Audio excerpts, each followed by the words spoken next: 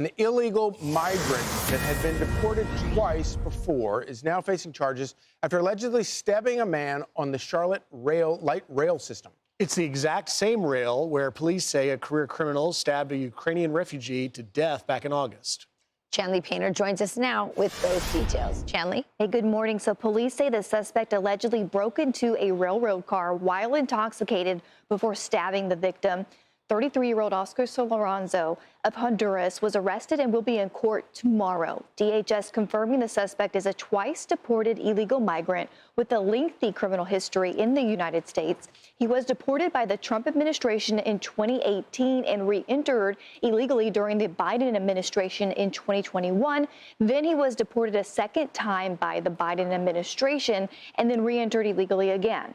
He also has a prior conviction for robbery in the U.S. and prior arrest for aggravated battery with a deadly weapon, resisting arrest, and false ID. He is now charged with attempted murder for the stabbing, among many other charges, after allegedly breaking into that light rail train while intoxicated, while carrying a large fixed-blade knife, where he then challenged the victim to fight before attacking him with that knife. This stabbing attack is all happening on the same rail line where 23-year-old Ukrainian refugee R-N.C was stabbed to death just months ago by a suspected career criminal. Well, President Donald Trump reacted on Truth Social saying this, quote, "Another stabbing by an illegal migrant in Charlotte, North Carolina. What's going on in Charlotte? Democrats are destroying it like everything else, piece by piece." Officials say the stabbing victim remains in the hospital and is being treated for very serious injuries, guys. All right, Chanley, thank you very much. Great. North Carolina GOP Congressman Mark Harris joining us now. Congressman, thank you for taking time.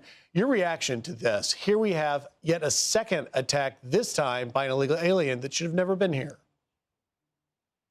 It's just really unbelievable that we would find ourselves back here again just a couple of months after we went through the situation with R-N.C.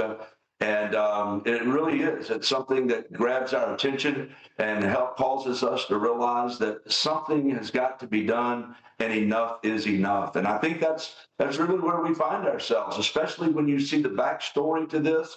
Of course, in Arena, we've had the backstory of a person that had been arrested 14 previous times and was walking the streets and able to pull off that crime. And here we find an individual, an illegal alien, that has been deported not once, but twice and arrested here in our country. And yet, still, we find our Democrat politicians that are complaining about our law enforcement, like Border Patrol and ICE, who are here to do their jobs. And it's just preposterous. And I'm grateful that there was a good Samaritan that was present in this situation to stand up and really fight. And I'm very grateful for him.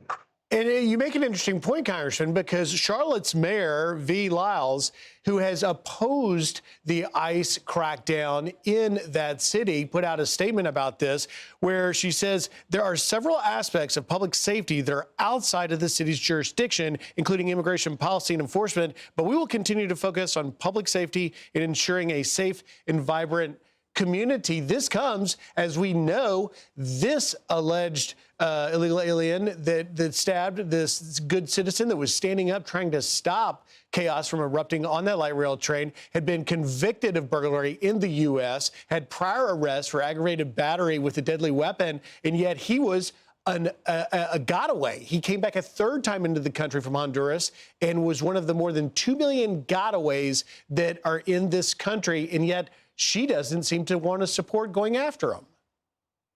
Well, and that's a real problem. I mean, I think that's one reason that these illegal aliens flock to places like Charlotte, because they have an idea that they're going to be soft on crime. They have an idea that they're going to somehow be protected. And it seems to be a really bad message when we're more concerned about the illegal aliens that are here than we are about our citizens that are becoming victims of these violent crimes. And It is a tragedy, and it's something that needs to be called out.